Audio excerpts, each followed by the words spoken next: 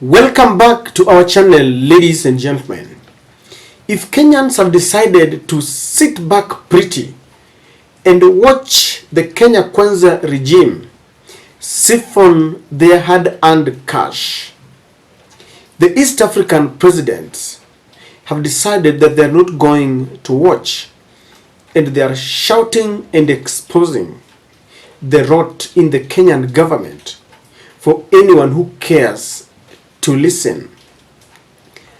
A few days ago, our Ugandan counterpart, President Yoweri Kaguta Museveni, terminated his contract with the Kenyan government because he used to take quite a huge amount of petroleum products from Kenya. And he cited bureaucracy, and middlemen who are exaggerating prices for them to gain. And it seems Museveni wanted to expose the undercutting deals in Ruto's government because he decided to go to his social media page, the Twitter page, and exposed why he was terminating that contract. And I think it's now moving to the neighboring country, Tanzania. And then today, the energy minister, Davis Chirchir, told Kenyans in a manner to prepare them psychologically that the war between Israel and Hamas will increase the prices of petroleum products to a whopping 300 shillings per liter. Because remember, a few months ago, Energy and Petroleum Regulatory Authority increased the prices to about 200 and something, and experts told us that that was the highest in the history of our nation.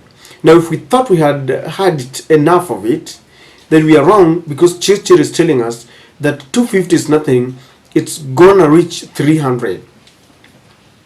Now, information coming from Tanzania is that as Davis Chirchir and the Kenya Kwanza government is preparing Kenyans to know that the prices of petroleum products are going to rise up, in Tanzania, they released a memo that they were reducing the prices of petroleum products, and they're citing the changes and reduction in the international oil market. And Kenyans have been asking one question: what is really happening? Now, it's reported there that Tanzania Energy Authority announces decrease in fuel prices. And in fact, when Kenyans read this, they were up in arms with the government. And the question is just one: what is happening with our government? Because we never have enough of it. We never have enough of it. Every day we wake up to shocking and sad news, because there is no way someone can convince us that Tanzania is reducing the prices of oil products while in Kenya it is increasing. Many of the Kenya Kwanza supporters sometimes feel that when people criticize these kind of moves, then we are against William Samoei Ruto. Let us make it very clear. In as much as many Kenyans didn't vote for William Ruto, they would wish that William Ruto succeeds, because when he succeeds, Kenya succeeds. As things are, William Ruto is on the steering wheel. Every plan is directly proportional to a result and the direction that Kenya will take. And we are crying out loud because we know there are people who are suffering, including those who voted for Kenya Kwanza. We do understand that there are people who are suffering, but they don't even know that they are suffering. Because as much as they are suffering, but Ruto is their man, as much as they are suffering, but Rigathi Gachagua is their man, or Musalia Mudavadi or Moses Wetangula, then they feel much okay with it. As long as Raila is not in power, they would rather go hungry. And that is the kind of ignorance that we want to cry out loud for. A government that has allowed cartels to take over very sensitive sectors like energy, surely, where are we headed as a country? Because cartels can only thrive on two conditions. One, if the government exercises laxity and they decide to let the cartels ravage on innocent Kenyans. And in fact, this one is now ravaging at international level because it is beyond the borders. They're exaggerating prices to the extent that they're even selling to Uganda exorbitantly. Do you believe that the Kenyan government relaxed and allowed the cartels to take over? Number two, they can only prevail in the oil market if the government or some unscrupulous government officials are part and parcel of the deal. And if you ask me, the latter is the answer. So in such a very sensitive area, we have cartels controlling the market. Then we also have this deal that was signed between Kenya and Dubai, the Dubai farm, and we are paying exorbitantly.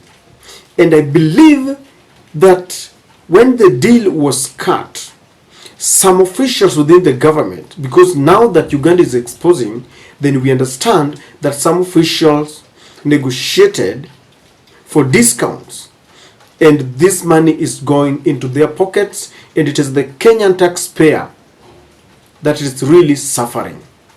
But the biggest part why Kenyans are suffering is the Finance Bill 2023 that increased the value-added tax on petroleum products from 8% to 16%.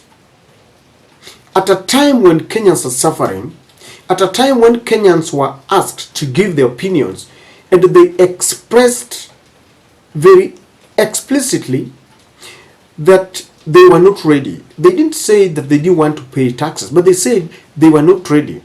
This should have waited. Despite the fact that during the public participation, they expressed their opinion against this move, Parliament was taken hostage because of the tyranny of numbers, and they passed this bill. Immediately, Energy and Petroleum Regulatory Authority swung into action, and they said that they were increasing the prices of petrol and petroleum products because of the finance bill. And that is why we are where we are. It is not about the war between Israel and Hamas. If that war will contribute to the changes in the petroleum products, it is at a very minimal, almost negligible percentage. It is not only Kenya, because Kenya is not an isolated case.